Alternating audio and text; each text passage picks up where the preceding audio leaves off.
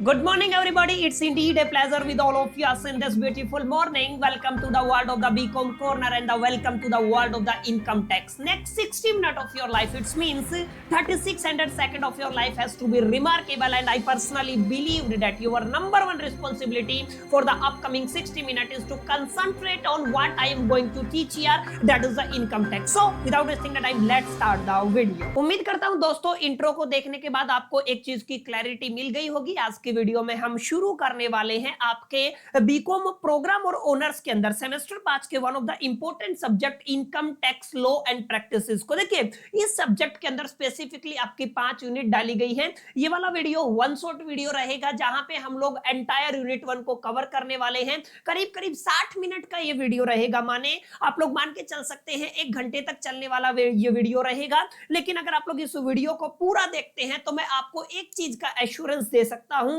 कि income tax की unit 1 से रिलेटेड आपके कोई भी डाउट नहीं रहेंगे और जो भी फंडामेंटल आपको यूनिट 2 के अंदर चाहिएंगे वो भी आपके स्ट्रॉन्ग हो चुके होंगे। तो उम्मीद करता हूं आप लोग इस वीडियो को, इस लेक्चर को अंत तक जरूर देखेंगे। और एक छोटी सी रिक्वेस्ट, अगर आपको ये लेक्चर यूजफुल लगता है, हेल्पफुल लगता है तो इसे लाइक करके अपने दोस्तों के साथ शेयर जरूर करेंगे। बहरहाल विदाउट वेस्टिंग द टाइम चलिए शुरू करते हैं और समझने की कोशिश करते हैं। देखिए इनकम टैक्स लॉ पर आऊं उससे पहले हम इस शब्द को थोड़ा सा डिटेल में समझ लेते हैं, जिसको हम लोगों ने क्या बोला है, आपका इनकम टैक्स बोला है।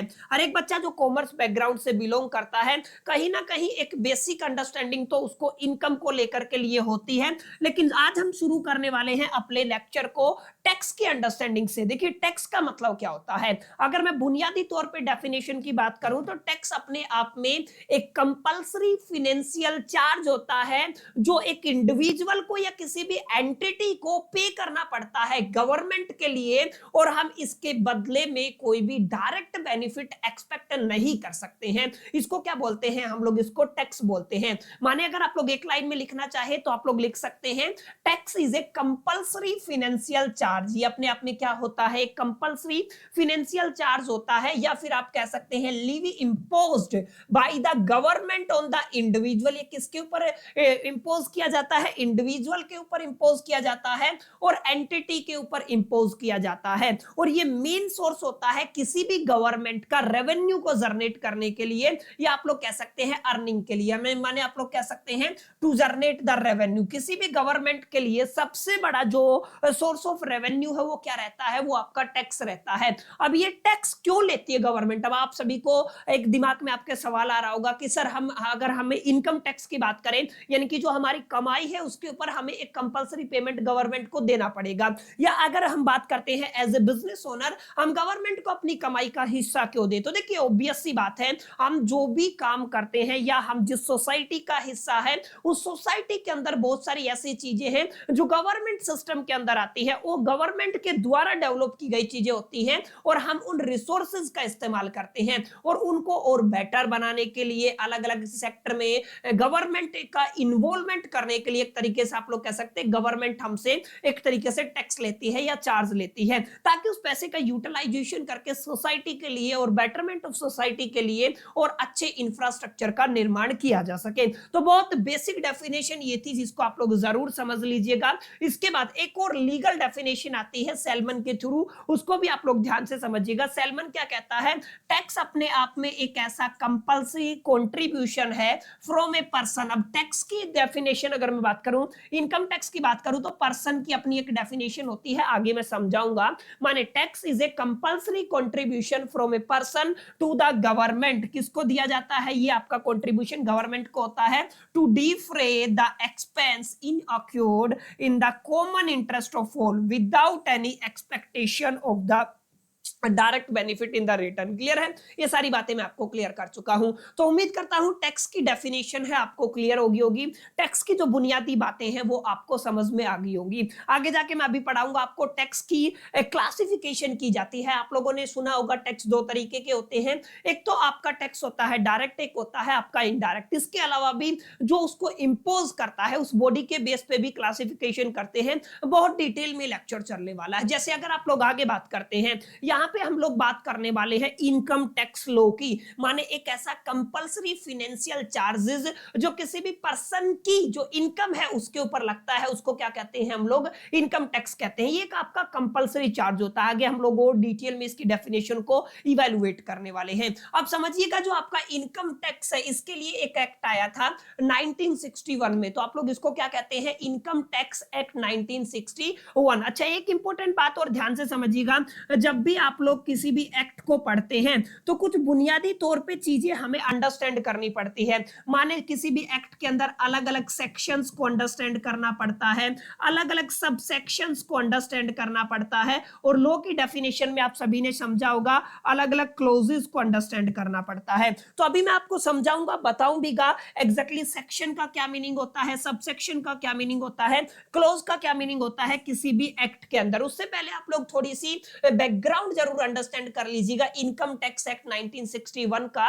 अगर आप लोग ध्यान से देखेंगे इसका नाम ही यही रहने वाला है, माने इसको क्या कहा जाता है, इनकम टैक्स एक्ट 1961 के नाम से ही इस एक्ट को जाना जाता है। अगर मैं बात करूं come into the effect, effect में कब आया, ध्यान से देखिए, इंप्लीमेंट कब हुआ था, आप लोग याद रखिएगा, रिमेंबर कर लीजिए, 1 अप्रैल 1962, माने 61 के बाद नेक्स्ट ईयर 1 अप्रैल का आपका 1962 के अंदर ये आपका एक तरीके से इंप्लीमेंट हुआ था। अगर मैं बात करूं इसको एडमिनिस्ट्रेटेड बाय, यानी कि ये जो आपका इनकम टैक्स एक्ट 1961 है इसको एडमिनिस्टर कौन करता है, इसकी फुल फॉर्म भी याद रखिएगा, इसको बोला जाता है सीबीडीटी। सीबीडीटी का मतलब होता है central board of direct tax. ठीक है, आप लोग क्या कह सकते हैं, central board of direct tax. मैं अभी बता रहा था आपको, आपके साथ जिक्र कर रहा था, टैक्स को आप लोग दो कैटेगरी में क्लासिफाई करते हैं, एक को बोला जाता है डायरेक्ट टैक्स, एक को बोला जाता है माय डियर फ्रेंड्स आपका इनडायरेक्ट टैक्स। ठीक है ना, तो अभी मैं आपको पढ़ाऊंगा डायरेक्ट का मतलब क्या होता है, इनडायरेक्ट का मतलब क्या होता है। तो जो आपका सीबीडीटी है, ये जो आपकी एक अथॉरिटी है या जो एक बॉडी है जिसका फुल फॉर्म क्या होता है, central board of direct tax. Clear है, डायरेक्ट टैक्स का ये सेंट्रल बोर्ड होता है जो आपके इनकम टैक्स एक्ट 1961 को क्या करता है, एडमिनिस्टर करता है। अब एक बात तो आप लोग जरूर याद रखिएगा, ये जो आपका इनकम टैक्स एक्ट 1961 है इसके अंदर अप्रोक्सीमेट 298 माने 298 सेक्शन रहने वाले हैं। ये आप लोग याद रखिएगा, इससे ज्यादा ही है लेकिन एग्जैक्ट डेट आप लोग एक शब्द में लिख सकते हैं, ओवर 298 माने ओवर 298 सेक्शन किसके अंदर डाले गए हैं, इनकम टैक्स एक्ट 1961 के अंदर डाले गए हैं। अगर मैं बात करूं rule under it, income tax rule 1962, ये एक बहुत बेसिक बात है। क्लियर, तो अभी जो आप लोग इनकम टैक्स पढ़ने वाले हैं, अब नाम से ही आप लोग अंदाजा लगा रहे हैं ये क्या है, आपका इनकम टैक्स। टैक्स की डेफिनेशन पढ़ चुके हैं, तो जो आपका compulsory financial charge on the income of a person is called the income tax. इसको क्या बोला जाता है, इनकम टैक्स बोला जाता है। और आप देखेंगे इनकम टैक्स अपने आप में एक डायरेक्ट टैक्स होता है। अभी मैं आपको पढ़ाने वाला हूं डायरेक्ट टैक्स का मतलब क्या होता है, लेकिन ये बैकग्राउंड, ये फाउंडेशन आपको समझ में आ गई होगी। इनकम टैक्स एक्ट 1961 क्या होता है, कौन इसको एडमिनिस्टर्ड करता है, कितने इसके अंदर सेक्शन रहने वाले हैं, एंड तमाम मालूमात आपको हासिल होगी। इससे पहले मैंने टैक्स को समझाया है दो अलग अलग डेफिनेशन से, उम्मीद करता हूं यहां तक आपको एक क्लैरिटी मिली होगी। अब मैंने जो आपको यहाँ पे बातें बताई थी कि किसी भी एक्ट के अंदर आपका सेक्शन होता है, सबसेक्शन होता है और क्लोजेस होते हैं। अब आपको समझना है ये सेक्शन का क्या मायना है, सबसेक्शन का क्या मायना है और क्लोज का क्या मायना है। देखिए, कोई भी एक्ट है, उस एक्ट के अंदर कोई आपका ऐसा यूनिट जिसके अंदर किसी एक विशेष टॉपिक का डिस्कशन होता है उसको क्या कहते हैं, उसको कहते हैं सेक्शन। माने सबसे पहले हम लोग क्या अंडरस्टैंड करने वाले हैं, what is the meaning of section. तो सेक्शन के अंदर जो मेन यूनिट होती है या किसी भी एक्ट के अंदर जो मेन यूनिट होती है ना, जिसके अंदर हम लोग किसी एक स्पेसिफिक टॉपिक या प्रोविजन को डिफाइन करते हैं, उसको क्या बोला जाता है, सेक्शन बोला जाता है। क्लियर, आई होप कितनी बातें आपको समझ में आई होंगी।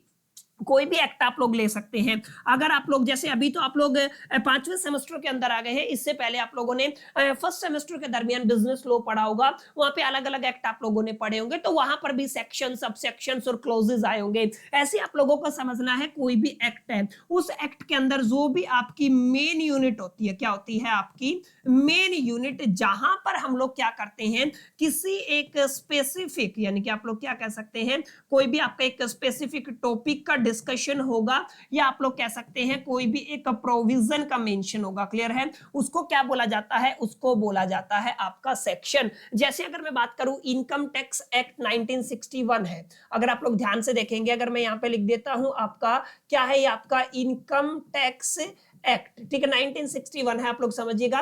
ये जो इनकम टैक्स एक्ट 1961 है, इसके अंदर आपका सेक्शन नंबर 2 आता है, क्लियर है, क्या आता है आपका सेक्शन नंबर 2, जहां पे हम लोग मल्टीपल डेफिनेशंस को डिफाइन करते हैं। जैसे हम लोग पर्सन की डेफिनेशन को यहाँ पे डिफाइन करते हैं, हम असेसमेंट ईयर को हम लोग डिफाइन करते हैं, हम लोग प्रीवियस ईयर को यहाँ पे डिफाइन करते हैं, हम लोग यहाँ पे डिफाइन करते हैं इनकम को, इनकम की डेफिनेशन क्या होती है, हम यहाँ पे डिफाइन करते हैं एसएससी की क्या डेफिनेशन रहने वाली है, आगे मैं क्लियर कराऊंगा। तो ये सब कहां पे डिफाइन की गई है, ये एक सेक्शन के अंदर, एक मेन यूनिट के अंदर डिफाइन की गई है, क्लियर। तो अगर आपसे पूछा जाता है या आपकी बेसिक अंडरस्टैंडिंग के लिए कि एग्जैक्टली सेक्शन का मायना क्या होता है, मतलब क्या होता है, तो किसी भी एक्ट के अंदर जो मेन यूनिट होती है, जहां पर किसी एक पर्टिकुलर स्पेसिफिक टॉपिक का या प्रोविजन का मेंशन होता है या जो सेक्शन डील करता है, क्लियर, उसको क्या बोलते हैं, सेक्शन बोलते हैं। जैसे मैंने आपको एग्जांपल दिया, सेक्शन 2 अलग अलग तरीके से डील करता है, जैसे पर्सन की डेफिनेशन असेसमेंट ईयर की, प्रीवियस ईयर की,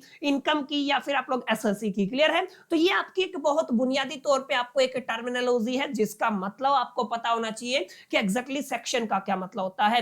अब इस सेक्शन के अंदर क्या हो गया, ध्यान से देखिए, सेक्शन के अंदर हमने बताया एक विशेष टॉपिक या प्रोविजन के बारे में बात हुई, अब उसके अंदर भी आपको अलग अलग डेफिनेशंस दी गई है माय डियर फ्रेंड्स। माने जैसे मैंने कहा सेक्शन 2 के अंदर आपको अलग अलग डेफिनेशन दी गई है, एक टॉपिक का जिक्र है, अब उस टॉपिक के अंदर भी कुछ पॉइंट बन गए हैं, कुछ मेन पॉइंट बन गए हैं, माने इसके बाद क्या डेफिनेशन आएगी, आपकी सब सेक्शन की डेफिनेशन आएगी। सब सेक्शन का मतलब होता है डिवीजन ऑफ द सेक्शन, माने आप लोग क्या कह सकते हैं, सब सेक्शन का मतलब क्या है, exactly division of the section. It is written in the bracket, इसको इस तरीके के ब्रैकेट में लिखा जाता है, देखिए नंबर्स की फॉर्म में लिखा जाएगा, अगर अल्फाबेटिकल ऑर्डर में अगर आप लोग लिखेंगे तो वो आपका क्लोजेस हो जाएंगे, इसको आपको याद रखना, ठीक है। तो किसी भी आपके एक्ट के अंदर सेक्शन का जो सब डिवीजन होता है या डिवीजन ऑफ द सेक्शन है, उसको क्या बोलते हैं, उसको सब सेक्शन बोलते हैं, ब्रैकेट में इसको लिखा जाता है ऐसे। और एक इंपॉर्टेंट बात याद रखिएगा, ये जो आपका डिवीजन ऑफ सेक्शन है या जिसको सब सेक्शन बोलते हैं,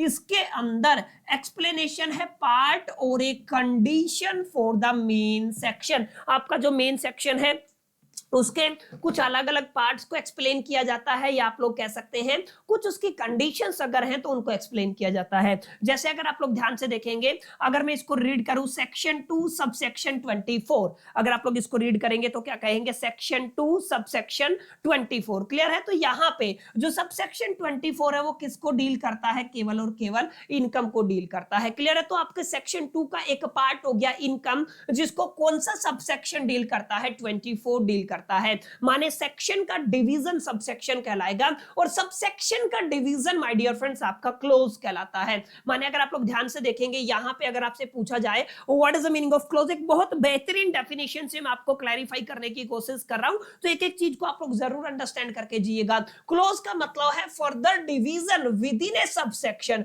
सबसेक्शन के साथ फर्दर डिवीजन क्या कहलाता है, क्लोज कहलाता है। अच्छा, इसका मतलब ध्यान से समझिएगा, यहां पे लिस्ट ऑफ आइटम और पॉइंट्स को मेंशन करने के लिए हम लोग किसका इस्तेमाल करते हैं, क्लोजेस का इस्तेमाल करते हैं।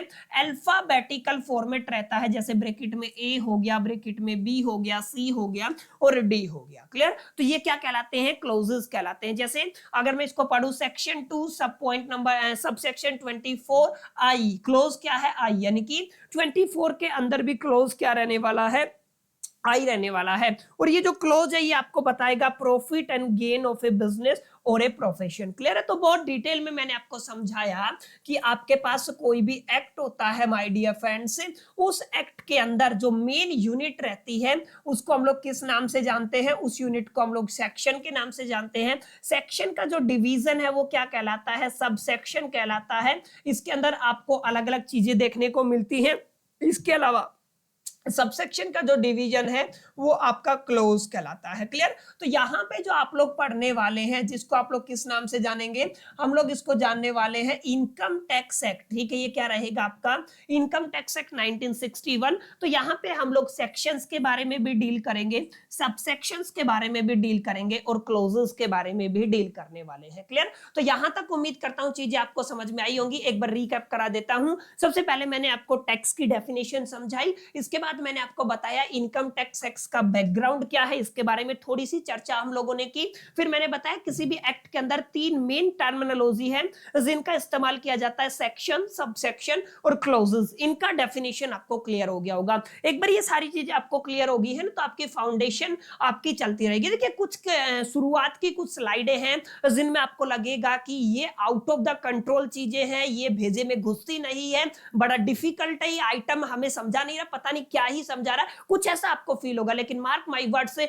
आपको एक फाउंडेशन बनेगी, आपको एक बुनियादी तौर पे बैकग्राउंड समझ में आएगा एग्जैक्टली इनकम टैक्स का क्या रहने वाला है। क्लियर? तो थोड़ा सा आप लोग बने रहिए, चीजों को समझते जाइए, नोट करते जाइए, मल्टीपल टाइम रिपीट करते जाइए, रिवीजन करते जाइए, देखिएगा आप लोग एक एक चीज को बेहतर तरीके से टैकल कर पाएंगे। क्लियर? तो आई होप कितनी चीजें आपको समझ में आ गई होगी। अब थोड़ा डिटेल में चलूंगा। अब आता हूं मैं मेन मुद्दे के ऊपर, जिसको हम लोग कहते हैं टैक्स। देखिए यहां पे मैं लिखता हूं, मैंने बताया टैक्स की क्लासिफिकेशन हम लोग करते हैं। ठीक है, अब टैक्स की क्लासिफिकेशन दो चीजों पे डिपेंड करती है। माने अगर आपको टैक्स को क्लासिफाई करना है, माने सबसे पहले हम लोग करेंगे नेचर ऑफ टैक्सेशन के ऊपर। सबसे पहले किसकी क्लासिफिकेशन होगी, किस बेस पे होगी, नेचर ऑफ टैक्सेशन। क्लियर? आप लोग क्या कहेंगे इसको, नेचर ऑफ टैक्सेशन के बेस पे क्लासिफिकेशन होती है। दूसरी क्लासिफिकेशन होती है अथॉरिटी ऑफ लेवी, यानी कि आप लोग क्या कह देंगे इसको, this is called the authority of levy, मतलब जो इंपोज करती है। ठीक है,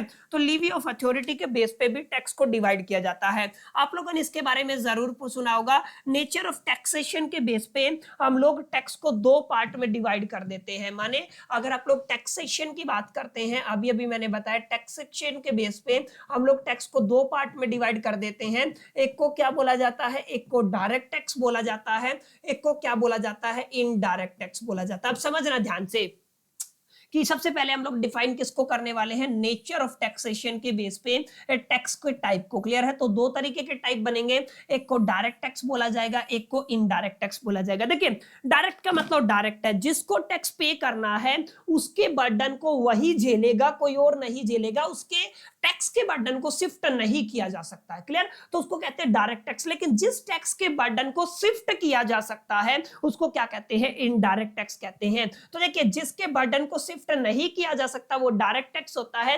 जैसे इनकम टैक्स उसी को पे करना है जिसने इनकम अर्न किया है, जैसे कॉर्पोरेट टैक्स उसी बिजनेस को पे करना है जिस बिजनेस ने प्रॉफिट बनाया है, इनकम अर्न किया है। लेकिन इनडायरेक्ट टैक्स है जिसके बर्डन को हम लोग पास कर सकते हैं, शिफ्ट कर सकते हैं। जैसे आप लोग एग्जांपल ले सकते हैं जीएसटी का, जैसे आप लोग एग्जांपल ले सकते हैं कस्टम ड्यूटी का। तो दो तरीके के टैक्स हो गए हैं, किस बेस पे, टैक्सेशन के बेस पे। टैक्सेशन के बेस पे you can classify the tax into the two category, first is direct tax and second is indirect tax. Direct tax is that tax whose burden can not be shifted, उसके burden को आप लोग क्या नहीं कर सकते हो, शिफ्ट नहीं कर सकते हो। बट जिसके बर्डन को शिफ्ट किया जा सकता है उसको इनडायरेक्ट टैक्स बोला जाता है। जीएसटी और कस्टम लॉ इसके एग्जांपल है, कॉर्पोरेट टैक्स और आपका इनकम टैक्स है वो डायरेक्ट टैक्स के एग्जांपल है। तो यहां से क्लैरिटी मिला। अब दूसरा हमने बताया सेकंड रहने वाला है बेस, किस बेस पे हम लोग क्लासिफाई करते हैं, अथॉरिटी ऑफ लेवी, मतलब जिसके यानी कि जो इंपोज करती है, कौन सी अथॉरिटी इंपोज करती है। तो इस बेस पे तीन पार्ट में क्लासिफाई करते हैं, सेंट्रल टैक्स होता है, स्टेट टैक्स होता है और लोकल टैक्स होता है। क्लियर? तो सेंट्रल टैक्सेस आपका स्टेट टैक्सेस और उसके बाद क्या आ जाएगा, लोकल टैक्सेस। ठीक है, सेंट्रल गवर्नमेंट जिस टैक्स को इंपोज करती है that is called the central tax. जैसे आपका इनकम टैक्स हो गया, जीएसटी हो गया, एक्साइज कस्टम हो गया। क्लियर? ये तमाम एग्जांपल किसके हैं, सेंट्रल टैक्स के हैं। अगर आप लोग स्टेट टैक्स की बात करते हैं, जिसको स्टेट टैक्स जिस टैक्स को स्टेट गवर्नमेंट इंपोज करती है, जैसे आपका स्टैंप ड्यूटी हो गया, लैंड रेवेन्यू हो गया, ये सब किसके एग्जांपल हैं, स्टेट टैक्सेस के एग्जांपल है। लोकल टैक्सेस मतलब जिसको म्युनिसिपैलिटीज क्या करती हैं, इंपोज करती हैं, जैसे आपका प्रॉपर्टी टैक्स हो गया, वाटर टैक्स हो गया। क्लियर? तो एग्जाम के अंदर अगर आपसे पूछा जाता है कि टैक्स कितने तरीके के होते हैं, क्लासिफिकेशन ऑफ द टैक्स कह दीजिए, या फिर टाइप ऑफ टैक्स की जब आप लोग बात करते हैं, तो दैट्स डिपेंड कि आप लोग क्लासिफिकेशन किस बिहा पे करते हैं, टैक्सेशन के बिहा पे करते हैं या अथॉरिटी ऑफ द लेवी के बिहा पे करते हैं। टैक्सेशन के बिहा पे अगर आप लोग करेंगे डायरेक्ट इनडायरेक्ट आ जाएगा, अगर अथॉरिटी ऑफ द लेवी के बिहा पे करेंगे सेंट्रल टैक्स, स्टेट टैक्स और लोकल टैक्स आ जाएगा। क्लियर? तो यहां तक उम्मीद करता हूं चीजें आपको बेहतरीन तरीके से समझ में आई होंगी। अब आप समझिएगा डायरेक्ट टैक्स और इनडायरेक्ट टैक्स के बीच में बुनियादी तौर पे क्या फर्क रहने वाला है। बहुत अच्छा ये वाला कंपैरिजन है। यहां पे मैंने डायरेक्ट टैक्स को लिखा हुआ है, यहां पे मैंने इनडायरेक्ट टैक्स को लिखा हुआ है। यहां पे मैंने किस बेसिस पे बात की है, देखिए सबसे पहले बेस को मैंने बात की है टैक्स के बर्डन को। डायरेक्ट टैक्स के बर्डन को शिफ्ट नहीं किया जा सकता है, इनडायरेक्ट टैक्स के बर्डन को शिफ्ट किया जा सकता है। Nature is very important. देखिए डायरेक्ट टैक्स का मतलब होता है ये आपका प्रोग्रेसिव होता है। प्रोग्रेसिव मतलब जैसे डायरेक्ट टैक्स की का एग्जांपल आप लोगों ने लिया इनकम टैक्स, ठीक है। जो आपका इनकम टैक्स है आईटी यानी कि इनकम टैक्स है, इनकम टैक्स अगर आप ध्यान से देखिएगा, अगर आपकी इनकम बढ़ी तो आपका टैक्स बढ़ेगा, इनकम घटी तो आपका टैक्स घटेगा। प्रोग्रेसिव इन नेचर होता है। बट इनडायरेक्ट टैक्स कैसे होते हैं, रिग्रेसिव इन नेचर होते हैं, इसका ख्याल रखना है। अगर आप लोग देखते हैं इन्फ्लेशन अफेक्ट की अगर आप लोग बात करते हैं, तो यहां पे जो डायरेक्ट टैक्स है वो कंट्रोल करते हैं इन्फ्लेशन को, बट इनडायरेक्ट में इंक्रीज, माने चांसेस है कि ये क्या करे, आपके इंक्रीज करते हैं। क्लियर? अगर आप लोग देखेंगे एडमिनिस्ट्रेशन की बात करें, तो यहाँ पे एडमिनिस्ट्रेशन की बात करें तो यहाँ पे इनकम टैक्स डिपार्टमेंट रहता है, जीएसटी काउंसिल डिपार्टमेंट रहता है, किस केस में, इनडायरेक्ट टैक्स के केस में, ठीक है। तो अगर आपसे पूछा जाता है या आपकी बेसिक अंडरस्टैंडिंग के बिहा पे भी आपको पता होना चाहिए डायरेक्ट टैक्स और इनडायरेक्ट टैक्स के बीच में क्या फर्क होता है। जीएसटी आप लोग डिटेल में पढ़ के आए हैं, उम्मीद करता हूं आपको एक क्लैरिटी होगा, ठीक है। अब हम बात करने वाले हैं exact definition of income tax की। इनकम टैक्स की डेफिनेशन क्या रहने वाली है, इनकम टैक्स की डेफिनेशन को समझने के बाद इसके फीचर्स को अंडरस्टैंड करेंगे, फिर हम चलेंगे आपके इनकम टैक्स एक्ट 1961 के कुछ सेक्शंस को अंडरस्टैंड करेंगे और फिर हम कुछ सब सेक्शंस और क्लोजेस को, और ऐसे करके हम लोग इस चैप्टर के अंदर मूव ऑन करने वाले हैं। तो अगर आप एक करेक्ट डेफिनेशन देना चाहते हैं इनकम टैक्स की, तो हम लोग कह सकते हैं इनकम टैक्स अपने आप में एक डायरेक्ट टैक्स होता है जो levied by the central government होता है या imposed by the central government on the income of a person. देखिए पर्सन की अपनी एक डेफिनेशन रहती है। अगर आप लोग ये समझ के चल रहे हैं कि केवल आदमी को पर्सन बोला जाता है, ऐसा नहीं है। इनकम टैक्स के अंदर पर्सन के अंदर अलग अलग डेफिनेशन, अलग अलग कैटेगरीज रखी गई है, जो आगे आने वाले वक्त में मैं आपको समझाऊंगा। अभी के लिए आप लोग इस पे स्टार मार्क कर सकते हैं कि आपके पर्सन की अपनी एक डेफिनेशन रहती है। And during a financial year, कोई भी जो पर्सन है जिसको लो पर्सन कहता है, पर्सन ने एक फाइनेंशियल ईयर के दरमियान जितना भी पैसा कमाया, जितनी भी इनकम अर्न की, उसके ऊपर आपका एक डायरेक्ट टैक्स होता है जिसको इंपोज किया जाता है सेंट्रल गवर्नमेंट के through, and this is called the income tax. इसको क्या बोला जाता है, इनकम टैक्स बोला जाता है। और एक इंपॉर्टेंट बात, इसको गवर्न किया जाता है under the income tax act 1961, मैंने आपको ये बात बता दी थी। And collected to fund public services, इसको कलेक्ट किस लिए किया जाता है, पब्लिक सर्विसेज को फंड करने के लिए। जैसे अगर आप लोग रोड की बात करते हैं, डिफेंस की बात करते हैं, एजुकेशन की बात करते हैं, हेल्थ केयर की बात करते हैं, और भी फलाने फलाने सेक्टर की आप लोग बात कर सकते हैं। तो इनकम टैक्स अपने आप में एक डायरेक्ट टैक्स होता है, इंपोज करती है, जिसको central government on the income earn during a financial year of a person is called the income tax. और इसको ध्यान रखिएगा, इसको गवर्न किया जाता है under the income tax act 1961। और एक इंपॉर्टेंट बात, इसको कलेक्ट करके फंड कर दिया जाता है पब्लिक सर्विसेज के लिए, जैसे रोड हो गया, हेल्थ केयर हो गया, आप लोग डिफेंस की बात कर सकते हैं, एजुकेशन की बात कर सकते हैं, और भी काफी सेक्टर है जहां पर गवर्नमेंट काम करती है, ठीक है। तो ये एक बेसिक डेफिनेशन है इनकम टैक्स की। अब ध्यान रखिएगा इनकम टैक्स की कुछ बुनियादी तौर पे डेफिनेशंस आप, या इनकम टैक्स के अंदर कुछ बुनियादी तौर पे ऐसी बातें हैं जिनका आपको ख्याल रखना जरूरी है, जिसको आप लोग कैरेक्टरिस्टिक प्रॉपर्टीज कहते हैं या की फीचर्स कहते हैं, ठीक है। एक ही बात है, कैरेक्टरिस्टिक प्रॉपर्टी अगर एग्जाम में पूछा जाए तो भी उसका मतलब एक ही रहने वाला है, और अगर आपसे की फीचर्स पूछा जाता है तो भी एक ही मतलब रहने वाला है।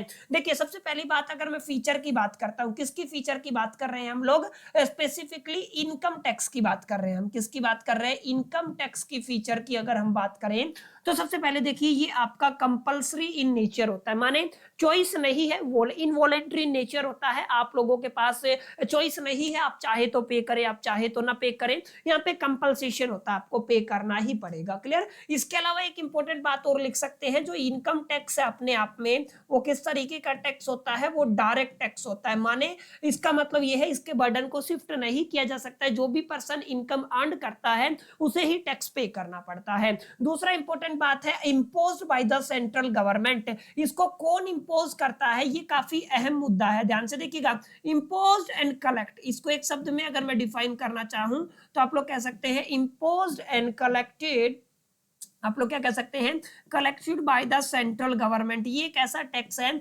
जिसको इम्पोज एंड कलेक्ट कौन करता है, सेंट्रल गवर्नमेंट करता है। अच्छा, ये एक ऐसा टैक्स है जो कैसा रहता है, इनकम बेस्ड रहता है। माने अगर आपकी इनकम ज्यादा है, ध्यान से देखिएगा, अगर आपकी इनकम ज्यादा है तो आपका जो इनकम टैक्स है वो भी क्या होगा, ज्यादा होगा। अगर आपकी इनकम कम है तो टैक्स भी क्या हो जाएगा, कम हो जाएगा। जैसा कि मैंने अभी बताया था, इसको क्या कहते हैं, इसको हम लोग कहते हैं प्रोग्रेसिव इन नेचर। क्या बोला जाता है, इसको बोला जाता है प्रोग्रेसिव इन नेचर। तो ये वाला पॉइंट भी आप लोग यहाँ पे मेंशन कर सकते हैं। अब आगे देखिए, यहाँ पे एनुअल टैक्स रहता है। एनुअल टैक्स का मतलब है इसको कैलकुलेट किया जाता है, क्या किया जाता है, कैलकुलेटेड, या फिर आप लोग कह सकते हैं पे ड्यूरिंग ए पर्टिकुलर ईयर। ठीक है, calculated during a particular time period, या फिर ड्यूरिंग अ ईयर। ईयर मतलब फाइनेंशियल ईयर आप लोग बोल सकते हैं, जिसको अमूमन हम लोग अप्रैल से मार्च तक कहते हैं। माने आप लोग ये कह सकते हैं 1 अप्रैल से लेकर के, और आप लोग क्या कह सकते हैं 31 मार्च तक। क्लियर है, आप लोग इसको ऐसे मेंशन कर सकते हैं। एंड ये प्रोग्रेसिव टैक्स रहता है, इसके मुद्दे पर मैं बात कर चुका हूं। दो डायरेक्ट बेनिफिट, अच्छा इस टैक्स को पे करने के बाद आप लोग डायरेक्ट बेनिफिट को एक्सपेक्ट नहीं कर सकते। माने किसी को लगे कि मैंने टैक्स दिया है तो मेरे को स्पेशल प्रिविलेजेस मिलेंगे, नहीं। हर व्यक्ति टैक्स पे करता है जो भी टैक्स लिमिट के अंदर आता है, और वो डायरेक्ट बेनिफिट को अजम्पशन नहीं कर सकता, एक्सपेक्ट नहीं कर सकता है। तो यहाँ पे कुछ पॉइंट है जो आपको इनकम टैक्स की और डेफिनेशन को क्लैरिफाई करते हैं, अच्छे से समझाते हैं कि इनकम टैक्स को किस तरीके से अंडरस्टैंड किया जाता है। और ये बात मैं आपको बता चुका हूं, इसको एडमिनिस्टर कौन करता है, central board of the direct tax administer करता है, किसको, इनकम टैक्स एक्ट 1961 को। क्लियर है? तो कुछ बुनियादी तौर पे कैरेक्टरिस्टिक प्रॉपर्टी है या फिर की फीचर है इनकम टैक्स को लेकर के, जिनको आपको याद रखना है। अब इनकम टैक्स के अंदर माय डियर फ्रेंड्स, मेरी हम्बल रिक्वेस्ट है, आप लोग प्लीज स्क्रीनशॉट ले सकते हैं, जैसे भी आपको सहूलियत लगे। इन तमाम सेक्शंस को आप लोग जरूर याद कर लीजिएगा। देखिए, सबसे पहले आपका जो डिस्क्लेमर आता है, या सबसे पहला जो शब्द आता है उसको इनकम कहते हैं। इनकम की explanation income tax act section number 2 sub section 24 के अंदर दी गई है।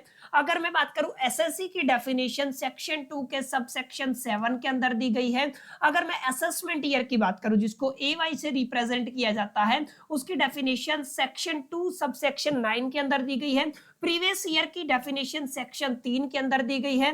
ग्रॉस टोटल इनकम को पर्टिकुलरली किसी सेक्शन के अंदर डिफाइन नहीं किया है।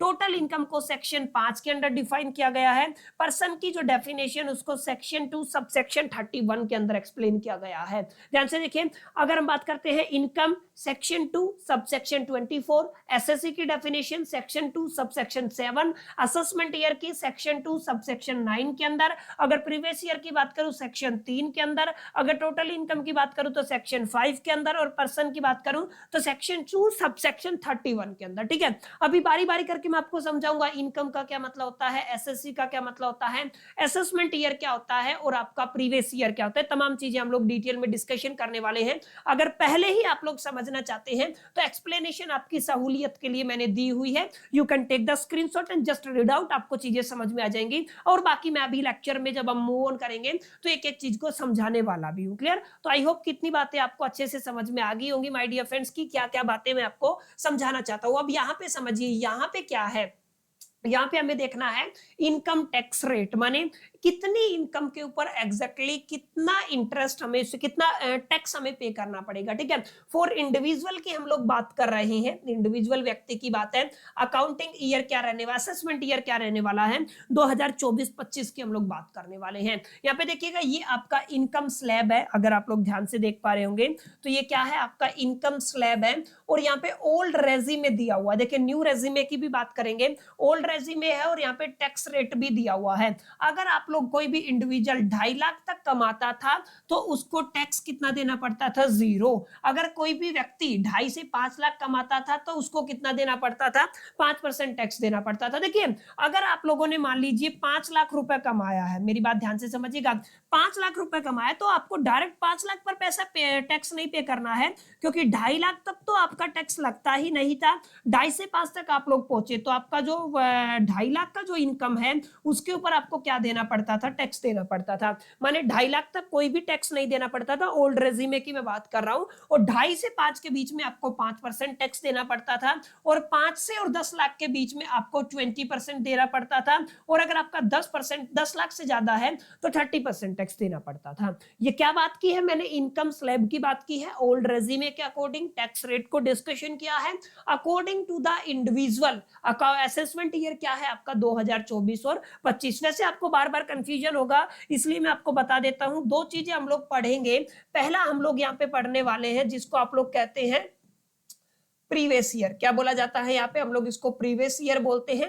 दूसरी डेफिनेशन आएगी जिसको हम लोग कहेंगे यहाँ पे असेसमेंट ईयर। क्या बोलते हैं आप लोग इसको, असेसमेंट ईयर। देखिए असेसमेंट ईयर का मतलब होता है, AY से इसको शॉर्ट फॉर्म में लिखा जाता है, जिस साल आप लोगों ने इनकम अर्न किया है। ठीक है, जैसे अभी क्या चल रहा है, अभी आपका 2025 और 26 चल रहा है, क्लियर है। 2025 और 26 के अंदर जो आप लोगों ने इनकम अर्न की है उसको क्या बोलते हो आप लोग, उसको बोलते हो प्रीवियस ईयर। अभी 2025-26 के ऊपर जो मेरे को टैक्स देना पड़ेगा या इनकम टैक्स देना पड़ेगा वो इससे अगली साल देना पड़ेगा। माने मेरे को 2026 और 27 में इसके ऊपर इनकम टैक्स देना है, इसको बोला जाता है असेसमेंट ईयर। माने जिस साल इनकम के ऊपर टैक्स भरा वो आपका असेसमेंट ईयर होता है, और जिस साल आप लोगों ने पैसा कमाया, इनकम अर्न किया, वो आपका प्रीवियस ईयर होता है, क्लियर। तो इसको आपको जरूर ख्याल में रखना है, अभी आगे और मैं क्लैरिफाई कर दूंगा प्रीवियस ईयर का डेफिनेशन क्या होता है, असेसमेंट ईयर का डेफिनेशन क्या होता है। देखिए एग्रीकल्चर का एक छोटा सा कॉन्सेप्ट है हमारे पहली यूनिट के अंदर भी, लेकिन एग्रीकल्चर को जब हम डिटेल में पढ़ने वाले हैं तो मैं उम्मीद करता हूं इस टॉपिक को मैं स्किप कर सकता हूं। आने वाले वक्त में डिटेल में पढ़ेंगे तो बार बार फिर आपको बोरियत महसूस होगी, दैट्स व्हाई इस टॉपिक को हम लोग स्किप कर देते हैं एक बार, क्लियर है एग्रीकल्चर को। अब सबसे इंपॉर्टेंट बात है, यहां पे मैंने बताया था अलग अलग टर्मिनोलॉजी को हम लोग डिटेल में डिस्कशन करेंगे। पर्सन की डेफिनेशन क्या होती है, इनकम की डेफिनेशन क्या होती है, प्रीवियस ईयर की डेफिनेशन क्या होती है, असेसमेंट ईयर की डेफिनेशन क्या होती है, टोटल इनकम क्या होती है, ग्रोस टोटल इनकम क्या होती है, ये सारी बातें मैंने आप सभी के साथ शेयर की थी। अब वन बाय वन करके ध्यान से देखिएगा। तो अगर पर्सन की डेफिनेशन आपको समझनी है ना इनकम टैक्स एक्ट 1961 के थ्रू, तो आपको सेक्शन 2 के सब सेक्शन 31 के अंदर आना। देखिए 31 के अंदर आपको किसकी डेफिनेशन दी गई है, आपका पर्सन की डेफिनेशन दी गई है। और टैक्स ये कहता है जो भी पर्सन होगा वो टैक्सेबल यूनिट होगा, किसके अंदर, इनकम टैक्स एक्ट 1961 के अंदर, क्लियर। इसको आपको ध्यान में रखना है, माने जो भी पर्सन की कैटेगरी में आ जाता है उसको टैक्स देना पड़ता है। अब यहां पे अगर आप लोग देखेंगे पर्सन के अंदर बहुत सारा 8 ऐसी चीजें हैं जिनको इंक्लूड किया गया है। पर्सन में केवल व्यक्ति नहीं आता है, इंडिविजुअल तो आता ही आता है, इसके बाद हिंदू अनडिवाइडेड फैमिली को भी यहाँ पे इंक्लूड किया गया है, कंपनी भी पर्सन के अंदर आती है, फर्म भी पर्सन के अंदर आती है, एसोसिएशन ऑफ पर्सन जिसको AOP बोला जाता है ये भी आपका पर्सन के अंदर आता है, बॉडी ऑफ इंडिविजुअल जिसको BOI बोला जाता है ये भी पर्सन के अंदर आता है, लोकल अथॉरिटी ये भी पर्सन के अंदर आता है, आर्टिफिशियल जुडिशरी पर्सन भी किसके अंदर आता है, आपका स्पेसिफिकली पर्सन के अंदर आता है, जैसे टेम्पल ट्रस्ट हो गया, यूनिवर्सिटी हो गया। माने अगर आप लोग ध्यान से देखेंगे इनकम टैक्स एक्ट 1961 में यहाँ पे लिख देता हूं, अगर आप लोग ध्यान से देखें तो आप लोग क्या कहेंगे, जो आपका इनकम टैक्स एक्ट है किसकी बात हो रही है, 1961 की, उसके अंदर आपका सेक्शन 2 है, ठीक है। और सेक्शन 2 के अंदर हम लोग बात कर रहे हैं सब सेक्शन 31 की, जो किसकी डेफिनेशन को डिफाइन करता है, वो पर्सन की डेफिनेशन को डिफाइन करता है, जहां पर 8 लोगों को रखा गया है, individuals, HUP Hindu undivided families, companies, firms, association of person, body of individual, local authority, artificial local judiciary person, clear है, जहां पे आप लोग एग्जांपल ले सकते हैं, टेंपल ट्रस्ट हो गया, यूनिवर्सिटी हो गया, ठीक है। लोकल अथॉरिटी के अंदर आप लोग म्युनिसिपैलिटी, कॉर्पोरेशन वगैरह ले सकते हैं। बॉडी ऑफ इंडिविजुअल का मतलब होता है जैसे लॉटरी विनर्स ग्रुप वगैरह, और अगर आप लोग एसोसिएशन ऑफ पर्सन के अंदर क्रिकेट क्लब हो गया, एनजीओज हो गए, ये सब आते हैं, क्लियर। तो आपको एक क्लैरिफाई होना चाहिए according to the income tax act 1961 कौन सा सेक्शन, कौन सा सब सेक्शन आपको पर्सन की डेफिनेशन देता है और क्या डेफिनेशन देता है, किन किन लोगों को यहाँ पे इंक्लूड किया गया है, ठीक है। तो इतनी चीजें आई होप कि आपको समझ में आई होंगी। अब थोड़ा आगे चलते हैं, सेकंड डेफिनेशन आती है जिसको बोला जाता है एसएससी। सेक्शन 2 के सबसेक्शन 7 के अंदर इसको डिफाइन किया गया है। देखिए सेक्शन, अगर आप लोग यहाँ पे मैं एक बार लिख देता हूं, अगर आप लोग ध्यान से देखेंगे तो ऐसे लिख सकते हैं, सेक्शन 2 है, उसके अंदर अभी अभी हम लोगों ने पढ़ा सबसेक्शन 31 है, वो किसको डिफाइन कर रहा है, वो पर्सन को डिफाइन कर रहा है, क्लियर है। तो आप लोग यहाँ पे लिख देंगे ये किसको डिफाइन करता है, पर्सन को। 31 के बाद जो आपका सबसेक्शन 7 है वो डिफाइन करता है एसएससी की डेफिनेशन। किसकी डेफिनेशन को डिफाइन करता है, एसएससी की डेफिनेशन को डिफाइन करता है। जो भी व्यक्ति जो लायबल है इनकम टैक्स को पे करने के लिए, उसको क्या कहते हैं, एसएससी कहते हैं। माने जो भी आपकी लिमिट सेट की गई है इनकम टैक्स के लिए, अगर वो उसके अंदर आता है तो उसको क्या बोलते हैं, आप एसएससी बोलते हो, ठीक है। अब जिसको पे ही नहीं करना उसको एक स्पेशल नाम देने की जरूरत है नहीं। माने एसएससी को क्या कह सकते हैं, एक ऐसा person by whom any tax और any sum of money is payable under the act, clear है। यानी कि बाय हुम एनी टैक्स और any sum of the money is payable under the act is called the assessee. उसको क्या बोला जाता है, एसएससी बोला जाता है। अलग अलग टाइप के एसएससी की क्लासिफिकेशन की गई है, आई थिंक 4 है, number 1, number 2, number 3 and number 4, clear है। जैसे नंबर 1 क्या है, नॉर्मल एसएससी। नॉर्मल एसएससी का मतलब जिसको क्या करना है, लायबल है अपनी कमाई हुई इनकम पर टैक्स देने के लिए। माने अगर मान लीजिए अभी 2025-26 चल रहा है, 2025-26 के अंदर मैंने 10 लाख रुपया कमाया, जो भी मेरे को टैक्स देना है, तो मैं एसएससी की डेफिनेशन में आ जाऊंगा, और यहाँ पे भी एसएससी के अंदर भी क्या होगा, नॉर्मल एसएससी बनूंगा, ठीक है। अब एक होता है रिप्रेजेंटेटिव एसएससी। रिप्रेजेंटेटिव एसएससी में जैसे गार्डियन वगैरह हो गए, इन सम केसेस अगर जो आपका एसएससी था वो प्रेजेंट नहीं है, प्रेजेंट का मतलब यानी कि वो प्रेजेंट हो ही नहीं सकता है, what ever the circumstances, what ever the situation, तो उसकी जगह जो उसके गार्डियंस होते हैं उनको क्या बोलते हो, रिप्रेजेंटेटिव एसएससी, ठीक है। यहाँ पे कि रिप्रेजेंट समवन एल्स, ये क्या करते हैं, किसी और को रिप्रेजेंट करते हैं।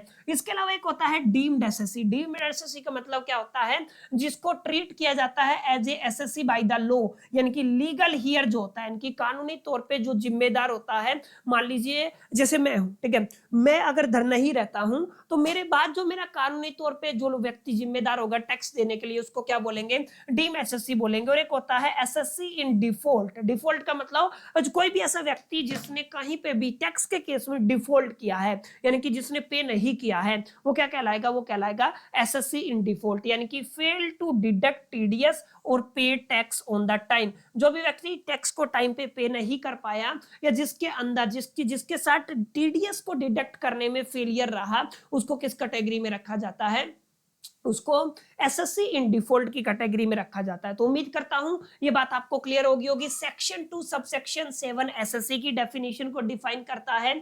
सेक्शन 2 सबसेक्शन 31 पर्सन की डेफिनेशन को डिफाइन करता है। इससे आगे आपका आता है असेसमेंट ईयर एवाई, जहां पे आप लोगों का सबसेक्शन 9 सेक्शन 2 का, सेक्शन 2 का सबसेक्शन 9 किसको डिफाइन करता है, असेसमेंट ईयर। जिस साल के दरमियान आप लोगों ने, जिस साल आप लोगों ने अपनी कमाई हुई इनकम के ऊपर टैक्स पे किया है, वो क्या कहलाता है, वो आपका असेसमेंट ईयर कहलाता है। माने assessment year is the year in which income is assessed, यानी कि इनकम को क्या किया गया है, टैक्स किया गया है by the income tax department, is called the assessment year. मैंने बताया ना, जैसे इस साल मैंने पैसा कमाया तो अगले साल टैक्स देना है, तो अगले साल 25-26 के बाद 26-27 होगा, वो मेरा असेसमेंट ईयर होगा, और जिस साल पैसा कमाया वो मेरा प्रीवियस ईयर होगा। क्लियर। तो आप लोग एग्जांपल भी ले सकते हैं, क्लियर, इसको आप लोग याद रखिएगा। ये सेक्शन 2 सबसेक्शन 9 के अंदर डिफाइन किया है असेसमेंट ईयर को, और प्रीवियस ईयर की बात करूं तो वो क्या है, सेक्शन 3 के अंदर डिफाइन किया गया है। जिस फाइनेंशियल ईयर के दरमियान हमने पैसा कमाया, इनकम अर्न किया, वो क्या कहलाता है, वो आपका प्रीवियस ईयर कहलाता है, ठीक है। तो प्रीवियस ईयर क्या होता है और आपका असेसमेंट ईयर क्या होता है, इसकी डेफिनेशन आपको क्लियर होनी चाहिए। अब इसके अलावा कुछ और ऐसी टर्म्स है जिनको इंक्लूड किया गया है, जैसे ग्रोस टोटल इनकम। नाम से ही पता चल रहा है, ग्रोस टोटल इनकम। टैक्स को डिडक्ट करने से पहले जो टोटल इनकम बनती है ना, उसको क्या कहा जाता है, उसको बोला जाता है ग्रोस टोटल इनकम। और यहाँ पे याद रखिएगा 5 हेड की इनकम को इंक्लूड किया गया है, यहाँ पे डिडक्शन नहीं है।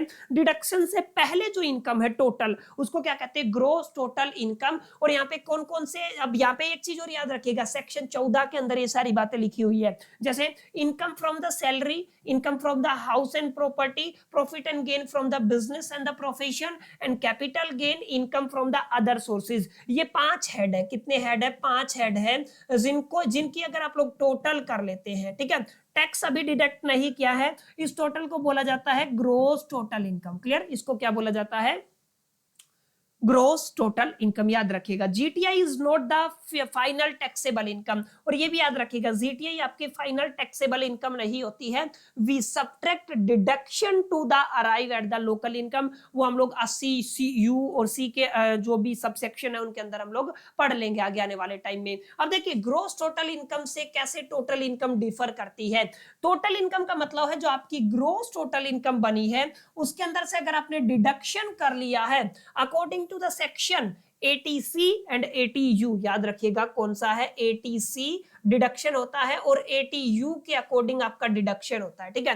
यानी कि आपका क्या हो गया, आपका GTI gross total income minus में आप लोगों ने क्या कर लिया है, डिडक्शन कर लिया, किसका, अकॉर्डिंग टू, किसके अकॉर्डिंग आप लोग बात करते हैं, आप लोग बात करते हैं according to section ATC plus में ATU, क्या है आपका ATU, ये क्या बन जाएगा, ये आपका टोटल इनकम बन जाएगा। क्लियर, तो इसको क्या कहते हैं, टोटल इनकम कहते हैं, ठीक है। तो ये आपकी क्या रहती है, टैक्सेबल इनकम होती है। बहुत बेसिक बातें हैं, उम्मीद करता हूं यहां तक आपको चीजें समझ में आई होंगी। क्लियर, इसके अलावा यहां तक आई होप की चीजें आपको समझ में आई होंगी। छोटी छोटी बातें हैं, असेसमेंट ईयर क्या होता है, SSC क्या होता है, उसके अलावा हमने देखा पर्सन की डेफिनेशन क्या रहने वाली, असेसमेंट ईयर की, प्रीवियस ईयर की, ग्रोस टोटल इनकम क्या होता है, टोटल इनकम क्या होता है। इसके बाद एक नए सिरे से हम लोग चीजों को अंडरस्टैंड करेंगे। मैक्सिमम मार्जिनल रेट क्या होता है, पैन नंबर क्या होता है, tax planning, tax avoidance, tax aviation and tax management क्या होता है। उसके बाद टैक्स रेट को हम लोग बहुत डिटेल में और बारी बारी से अब हम आगे अंडरस्टैंड करने वाले हैं। चलिए इससे आगे हम बढ़े तो हमारे पास है आपका एक छोटा सा टर्म जिसको आप लोग बोलते हैं MMR, माने मैक्सिमम मार्जिनल रेट। अब इसका क्या मतलब होता है, देखिए MMR is the highest rate of A income tax, माने इनकम टैक्स का जो हाईएस्ट रेट है जिसको एप्लीकेबल किया जाता है टैक्स पेयर के ऊपर, उसको क्या कहते हैं, उसको हम लोग कहते हैं मैक्सिमम मार्जिनल रेट। और याद रखिएगा यहाँ पे हम लोग सरचार्जेज और सेस को भी इंक्लूड करके चलते हैं, माने सरचार्जेज और सेस को इंक्लूड करके जो maximum marginal rate tax payer के ऊपर एक तरीके से एप्लीकेबल होता है उसको कहते हैं मैक्सिमम मार्जिनल रेट। क्लियर है, जैसे अगर आप लोग देखेंगे करंटली तो ये आपका 30% है with surcharge, health and education cess, ठीक है, ये आप लोगों को थोड़ा ध्यान में रखना है। अब ये कितना जा सकता है, ये आपका मैक्स टू मैक्स आप लोग ये मान के चल सकते हैं 42.74 जा सकता है, ठीक है। एप्लीकेबल कहां पे होता है, some association of person, body of individual and the certain trust के ऊपर एप्लीकेबल हो सकता है, हाई इनकम इंडिविजुअल और द कंपनीज के ऊपर ये एप्लीकेबल हो सकता है, ठीक है। तो मैक्सिमम मार्जिनल रेट की डेफिनेशन आपको समझ में आ गई होगी। अब pan number, permanent account number, आप सभी को पता है एक ऐसा नंबर होता है जिसके अंदर अल्फा और न्यूमरिक का कॉम्बिनेशन आपको देखने को मिलता है। टोटल टैक्स से रिलेटेड आपकी जो तमाम इंफॉर्मेशन हो पैन के अंदर ट्रैक की जाती है, यानी आप लोग कह सकते हैं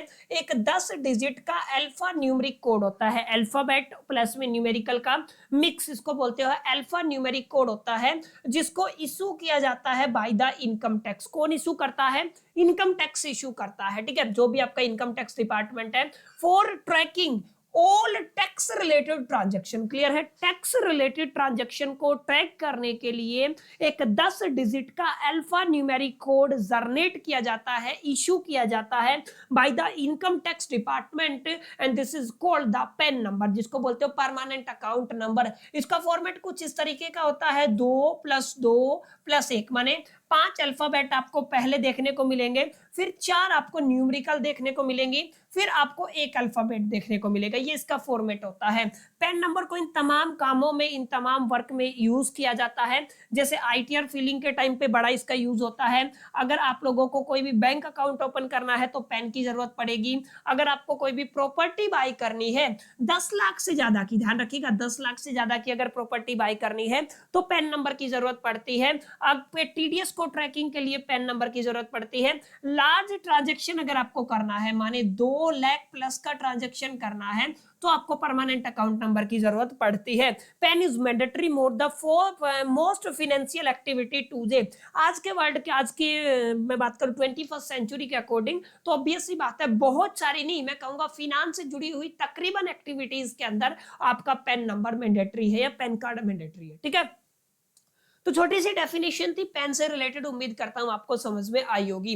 अब समझने वाली बात क्या है, 3 अलग अलग टर्म्स है, ध्यान रखिएगा, आपके सिलेबस में नहीं है लेकिन फिर भी मैं करा रहा हूं। टैक्स प्लानिंग, उसके बाद हम बात करेंगे टैक्स अवॉइडेंस, उसके बाद हम बात करेंगे टैक्स एविएशन, फिर हम बात करेंगे टैक्स मैनेजमेंट। ये 4 टर्म है जिनको हम लोग पढ़ने वाले हैं। लास्ट एंड फाइनल टॉपिक रहेगा आपकी यूनिट 1 का tax rate, rebate, surcharges and cess, assessment year 2024-25 के अकॉर्डिंग। ठीक है, एक बार फटाफट से डेफिनेशंस को अंडरस्टैंड कर लेते हैं। टैक्स प्लानिंग का क्या मतलब होता है, अगर आप लोग ध्यान से देखेंगे तो क्या लिखा हुआ है, टैक्स प्लानिंग का मतलब है, planning means arranging financial affairs, माने किसका अरेंजमेंट करना है, फाइनेंशियल अफेयर्स का अरेंजमेंट करना है in such a way that tax liability is minimised legally. कानूनी तौर पे टैक्स लायबिलिटी को जितना मिनिमाइज किया जा सकता है उसको मिनिमाइज करने का अरेंजमेंट क्या कहलाता है, टैक्स प्लानिंग कहलाता है। ठीक है, यहाँ पे हम लोग क्या लेके चलते हैं, फुल एडवांटेज लेके चलते हैं, किसका, डिडक्शन का, एग्जम्पशन का, रिबेट्स का, रिलीफ का, अवेलेबल अंडर द लॉ। ये सारे आपको एडवांटेजेस देता है, जैसे डिडक्शन का, एग्जम्पशन का, रिबेट का, रिलीफ का, ये तमाम चीजें आएंगी आगे, हम लोग डिटेल में पढ़ते जाएंगे इनको। ठीक है, अब यहाँ पे देखिए फीचर्स की अगर आप लोग बात करते हैं तो यहाँ पे लीगल और एथिकल रहता है टैक्स प्लानिंग। अगर आप लोग देखेंगे help in saving tax with in law, माने लॉ की हेल्प से हम लोग टैक्स बचाने की कोशिश करते हैं। Encourage bye the government, section 80C and 1010D। ठीक है, ये आपका कुछ सेक्शंस है along with the sub section जिनके थ्रू गवर्नमेंट एनकरेज करती है। ठीक है, तो टैक्स प्लानिंग की डेफिनेशन बहुत आसान है, लीगली आपको मिनिमाइज करना है टैक्स लायबिलिटी को, चाहे आप लोग डिडक्शन का इस्तेमाल करें, एग्जम्पशन का, रिबेट्स का और रिलीफ का, इसको क्या कहते हैं, टैक्स प्लानिंग कहते हैं।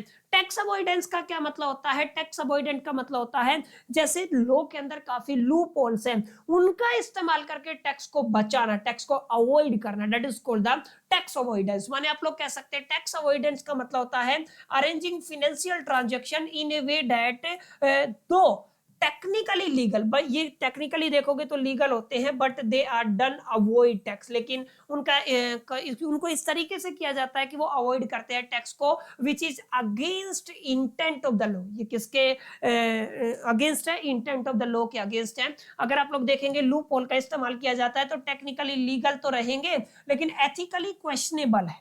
ठीक है, यहाँ पे यूज किया जाता है लूप होल जो भी आपके लॉ के अंदर है, और may be challenge by the tax department. याद रखिएगा, इसको टैक्स डिपार्टमेंट चैलेंज कर सकता है। एथिकली क्वेश्चंस उठाए जा सकते हैं, लीगली वो कहीं ना कहीं टेक्निकली आपको लीगल दिख सकते हैं। ऐसे ही टैक्स एविएशन का मतलब क्या होता है, tax aviation is a illegally avoiding taxes, माने डायरेक्टली इलीगली हम लोग क्या करते हैं, टैक्स को अवॉइड करते हैं। ठीक है, avoiding the taxes by concealing income, falsifying documents and underrepresenting income, मतलब फर्जी डॉक्यूमेंट बना करके आपने इलीगली इनकम टैक्स से बचा तो उसको क्या कहेंगे, टैक्स एविएशन कहेंगे। ये आपका इलीगल एंड पनिशेबल ऑफेंस होता है। ठीक है, यहाँ पे एक गैर कानूनी है और आपको सजा मिल सकती है, हैवी पेनल्टीज लग सकती है और आपको जेल भी हो सकती है, और इसको टैक्स फ्रॉड की कैटेगरी में कंसीडर किया जाता है। ठीक है, इसके अलावा एक अहम टर्मिनोलॉजी है जिसको टैक्स मैनेजमेंट कहा जाता है। टैक्स मैनेजमेंट का मतलब क्या है,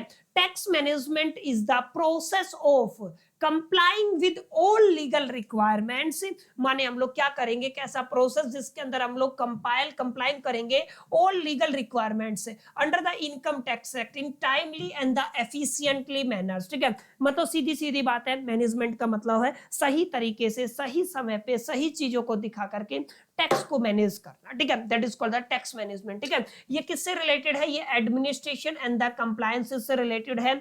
and ensure proper record keeping, ये आपका एंश्योर करता है प्रॉपर रिकॉर्ड कीपिंग के लिए, filling returns and TDS etcetera, help avoid interest and the penalties, से आप लोग इंटरेस्ट और पेनल्टी से बच सकते हैं। कुछ एग्जांपल भी है इनके केस में मैंने मेंशन किए गए हैं, आप लोग पढ़ लेंगे तो आपको एक बार में समझ में आ जाएगा, ठीक है। तो ऑलमोस्ट ऐसे करके आपकी यूनिट 1 कंप्लीट हो जाती है। अब इसके अलावा कुछ इंपॉर्टेंट बातें हैं जिनको हम लोग जरूर डिस्कस करेंगे, टैक्स रेट को, रिबेट्स को, सरचार्जेस को, सेस को, असेसमेंट ईयर 2024-25 के अकॉर्डिंग। देखिए टैक्स रेजिमा की अगर मैं बात करूं इंडिया के अंदर, तो ध्यान से देखिएगा, since financial year 2020-21 tax payers can choose between two regime. Tax payer क्या चूज कर सकते हैं, दो रेजिमे चूज कर सकते हैं, ओल्ड रेजिमे चूज कर सकते हैं या न्यू रेजिमे चूज कर सकते हैं। न्यू रेजिमे सेक्शन 115 बीएससी के अकॉर्डिंग रहेगा। यहाँ पे अगर आप लोग ओल्ड रेजिमे चूज करते हैं तो यहाँ पे एग्जम्पशंस आपको मिलती है, कुछ डिडक्शन मिल जाते हैं, 80C का हो गया, एचआरए वगैरह का हो गया। लेकिन अगर आप लोग न्यू रेजिमे अगर सेलेक्ट करते हैं तो लोअर टैक्स रेट आपको देखने को मिलेगा, बट नो मेजर डिडक्शन और एग्जम्पशन। यहाँ पे आपका टैक्स रेट तो कम है लेकिन आपको डिडक्शन और एग्जम्पशन जैसी फैसिलिटी बहुत कम देखने को मिलती है। अगर आप लोग बात करते हैं टैक्स स्लैब की इंडिविजुअल के लिए, देखिए किसके लिए है ये, इंडिविजुअल के लिए। असेसमेंट ईयर 2024-25 की अगर मैं बात करूं, इंडिविजुअल जिसकी उम्र 60 साल से कम है तो 2.5 लाख तक आपका नील रहेगा, 2.5 से और 5 लाख के बीच में 5% टैक्स रेट रहेगा, 5 से 10 के बीच में 20% रहेगा और 10 लाख से ज्यादा का आपका 30% रहेगा। अगर आप लोग सीनियर सिटीजन है, 80 साल से कम उम्र, 60 से 80 के बीच में 3 लाख तक एग्जम्प्टेड रहेगा, माने 3 लाख तक आपको टैक्स नहीं देना है। अगर आपकी उम्र 80 प्लस है तो आपको 5 लाख तक कोई टैक्स नहीं देना है, 5 लाख के ऊपर आपको टैक्स देना पड़ेगा। तो इंडिविजुअल के केस में आप लोग टैक्स स्लैब को याद कर लीजिएगा। अच्छा, यहाँ पे न्यू टैक्स रेजिमा की बात करूं, default from the assessment year 2024-25, यहाँ पे under the section 115 BSc post budget 2023 के अंदर चीजें बताई गई हैं। 3 लाख तक कोई टैक्स नहीं है, 3 से 6 के ऊपर 5% है, 6 से 9 के ऊपर 10% है और 9 से 12 के ऊपर 15% है, 12 से 15 के ऊपर 20% है और आपका 15 लाख से ज्यादा के ऊपर आपको कितना टैक्स देना पड़ेगा, 30% देना पड़ेगा। न्यूमेरिकल और थ्योरेटिकल पोर्शन पे प्रैक्टिकल पोर्शन पे जब मैं आऊंगा तो डिटेल में समझाऊंगा। अभी आप लोगों को स्क्रीनशॉट लेना है और इन रेज्यूमे को, इन लिमिट्स को, इन रेट्स को याद कर लेना है। क्लियर। अब यहाँ पे देखिएगा टैक्स रिबेट्स की अगर बात करूं तो सेक्शन 87A, सॉरी क्या है ये, सेक्शन 87A के अंदर डिफाइन किया गया है। ओल्ड रेजिमा क्या कहता है, टैक्सेबल इनकम लिमिट क्या है, 5 लाख की है और यहाँ पे रिबेट अमाउंट 12,500 है। न्यू रेजिमा क्या कहता है, 7 लाख तक, यहाँ पे 25,000 टैक्स रिबेट है। तो इसको आप लोग जरूर याद कीजिएगा। सरचार्ज को जरूर याद कर लीजिएगा। सरचार्ज के अंदर आप देखेंगे 50 लाख से 1 करोड़ के बीच में 10% है, 1 करोड़ से 2 करोड़ के बीच में 15 और 2 से 5 करोड़ के बीच में 25। ओल्ड रेजिमे के अकॉर्डिंग